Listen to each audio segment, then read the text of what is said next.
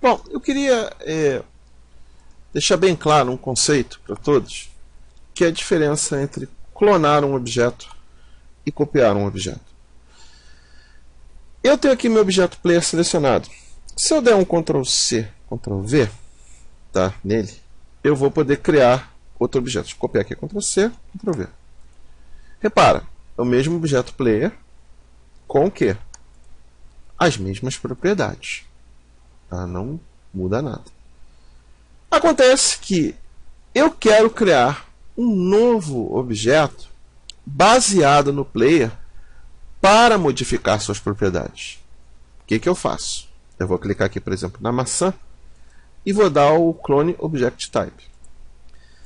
Repara que quando eu clono o objeto, primeiramente ele vem com o nome objeto 2, por exemplo. Aqui o objeto original era player. O objeto copiado é player 2. E ele vem com as dimensões originais do objeto. Mudei agora de tamanho, ou seja, se lembra que eu fiz uma ampliação? Ele continua com as características, os comportamentos do objeto. No caso, ele funciona exatamente como o objeto, vamos chamar de objeto pai. E ele herda as características desse objeto. É o conceito de herança que nós já comentamos a respeito em capítulos do livro. Ou seja, o que você está vendo aqui? Com esse objeto criado, eu tenho um novo objeto com que as características do objeto pai. Ele herdou esses objetos. É diferente de você dar o Ctrl+C, Ctrl+V, que simplesmente você está duplicando o objeto. Se, por exemplo, eu chegar nesse objeto aqui, tá, e apagar esse objeto, o meu objeto original continua lá, simplesmente porque é uma cópia. Se eu apagar esse objeto, inclusive da lista de objetos no projeto, eu estou apagando um objeto novo.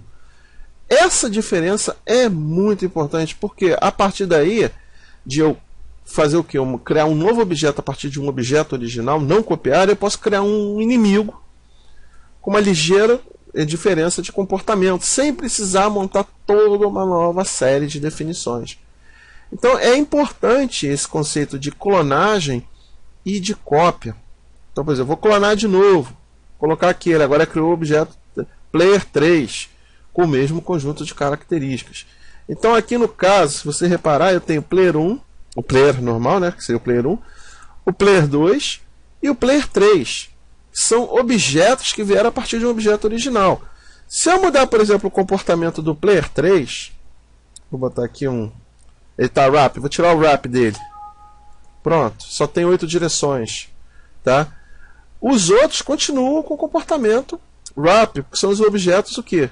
Originais, os objetos pais. Se eu der um clone a partir desse aqui, criar um player 4, ele já vai vir com o quê? Com o comportamento do tipo só 8 direções.